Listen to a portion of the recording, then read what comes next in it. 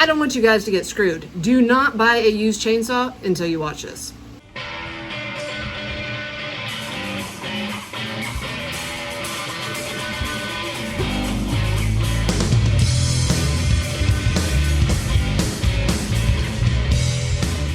Hey y'all, thanks for tuning back into Chickanic. Hope everybody's having a great week. It is a scorcher again here in Arkansas. The shop is hot. We're still churning them out though. We had our false fall happen, about a week and a half ago. The weather was beautiful. Now we're straight back into the 90s.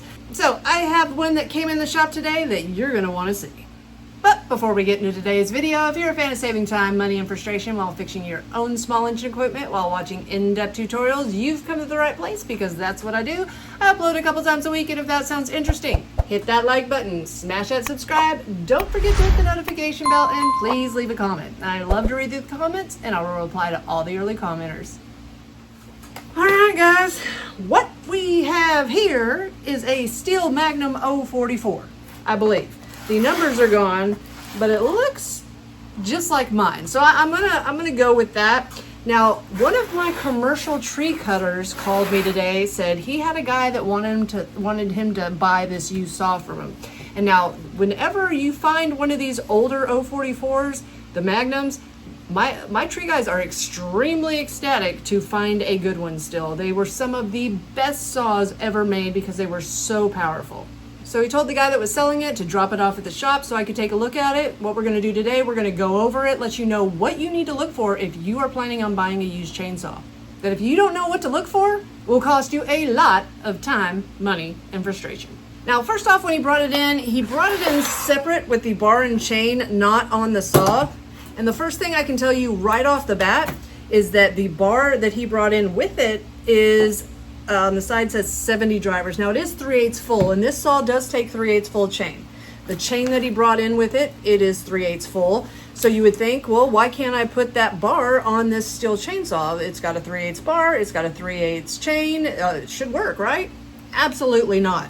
The 70 drivers is made for Echoes and some other brands. Steel takes 72 drivers 3/8 full. So right off the bat, I know this is the wrong bar. So let me bring you in close and show you why this bar definitely will not work. Now the steels on the back end of their bar studs here, they got a little step up here in size. Now most all of them are like this, or all of them, I'm not really sure about that, I have to think about it. But the Echoes are not. They do not have this larger section towards the back. So the size that the bar studs go through on the bar will line up right next to this side cover here. Well, on the steel, because it's got those step ups and it cannot get flush with the side cover, it's just wobbling around here. What I did notice, if you're looking close though, you can see those indentions in the metal. Somebody did try to make this bar work and just tighten the dickens out of it. So we already know, even if we go aftermarket, not the actual steel brand, you're about $80 in parts with just a bar and chain. Let's dig a little further.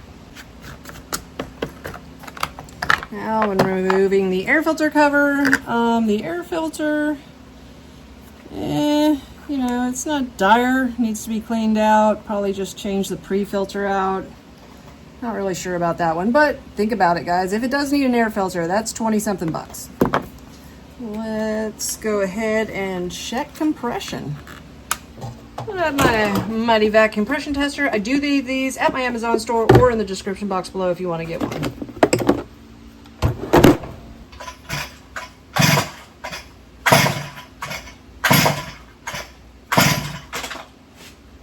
Well, we got 120 pounds of compression. That looks great. Now, my tree guy said that the seller of this chainsaw said that it will start and run. Let's try it out.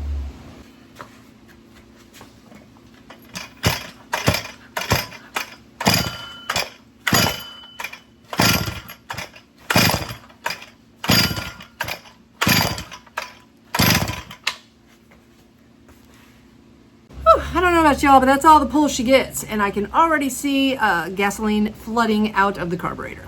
Just you can see a little puddle down there.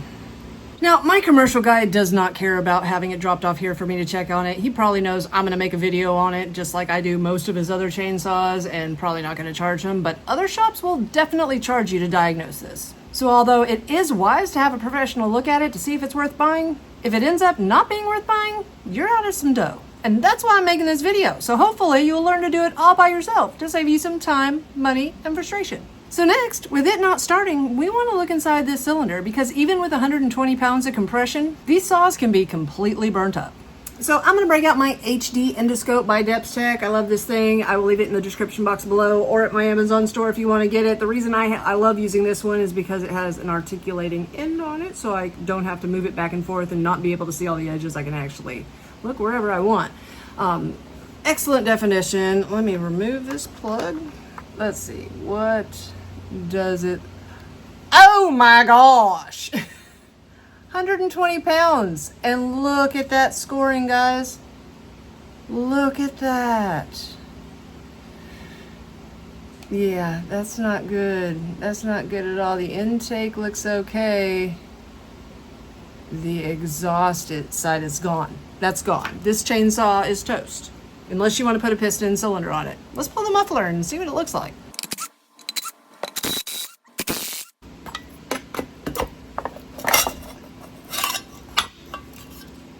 Oh, Lord. Well, that got hot. Oh, goodness gracious. Well, I gotta say, if I can get it where it zooms in on the inside, the intake side is spotless. It looks beautiful, okay? But let me show you.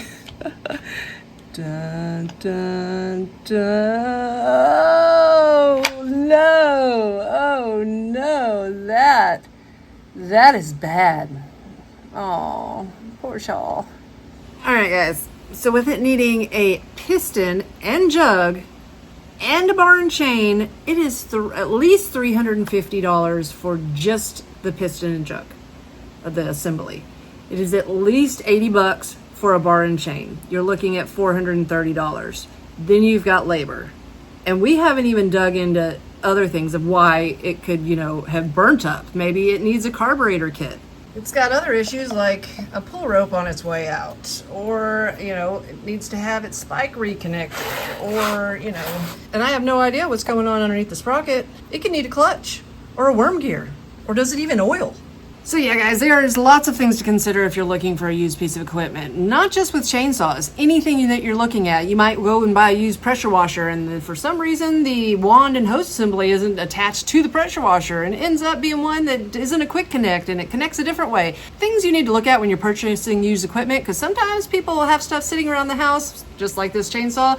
Obviously, that bar and chain came off a Echo CS 590. They had this saw, they just threw it together and tried to sell it.